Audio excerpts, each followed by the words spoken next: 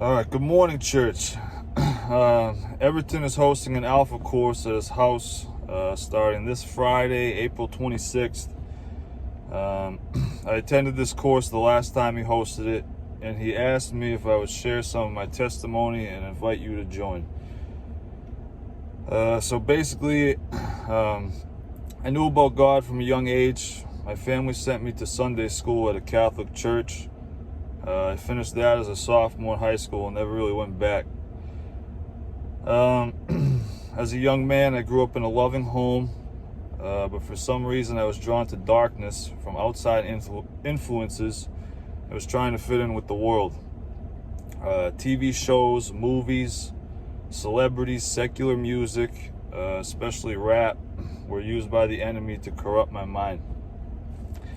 I don't want to take up too much time, so I'll briefly mention where this path took me. I struggle with addiction to drugs, primarily heroin and crack in my lowest points. I was in and out of jail and struggling with many other things as well. I stand here today completely set free through the power of Jesus. This was not an overnight thing.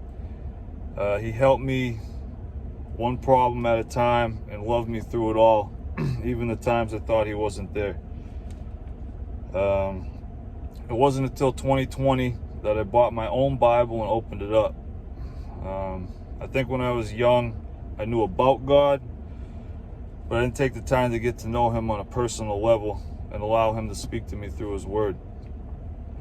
Around this time, I had been clean from drugs, but I was still learning and growing though. The Lord was still in the process of cleaning my heart. I was dating an exotic dancer, to put it nicely. I would work all week in town and spend the weekends where she lived in Rhode Island. I had friends and people around me who thought what I was doing was great, and I actually felt cool because of the excitement in my life. She was not a believer, and I was really trying to pursue and learn about Jesus while I was with her. I would even try to talk to her about him, hoping she would believe too. She would sometimes get offended and visibly upset. It was a spiritual thing.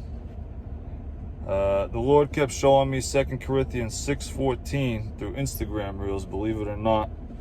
That verse says, "Do not be unequally yoked together with unbelievers. For what fellowship has righteousness with lawlessness? And what communion has light with darkness?" I felt convicted by it and knew I was going to have to end the relationship. I was weak, it was hard, and I really didn't want to do it. Now this is really petty of me, but I remember acting types of ways hoping she would break up with me so I didn't have to do it myself. I remember one time we argued and she did break up with me and she told me to leave. I left and I felt so happy. I felt peace when I was driving away. And then sure enough, the phone rang 5 minutes down the road and I answered it. She told me to come back, and because I was weak, I did. More weeks went by and I kept seeing that verse. I remember praying and crying to God to help me. I really felt like I was in a test. I believe he wanted me to actually choose myself to give up that relationship, which was toxic and not good for me, and to choose and be serious about pursuing a relationship with him. It was the best decision I ever made. He gave me the strength to end things with her. In fact, he actually made it easy. And this was a big moment in my life because here is where I decided to really follow Jesus. My message is this. God is always speaking to us. No problem we have is too big for him. No chains of addiction are too strong to be broken by him. And anytime he calls you to do something and you listen, you will never regret it. Alpha was really cool. I had never done it before. We would all meet for dinner. We would sit, eat, chat, and tell jokes. After dinner, we would watch a short video about Christian topics and discuss it together. So if you have free time, I encourage you to go. I think it's especially great to bring new Christians or people who are not sure what to believe in this crazy world we live in. But there's definitely something there for everybody, though. And Katja is a great cook, so that's another good reason to go. So anyways, church, have a good day. Thanks. Hope to see you on Friday. Bye.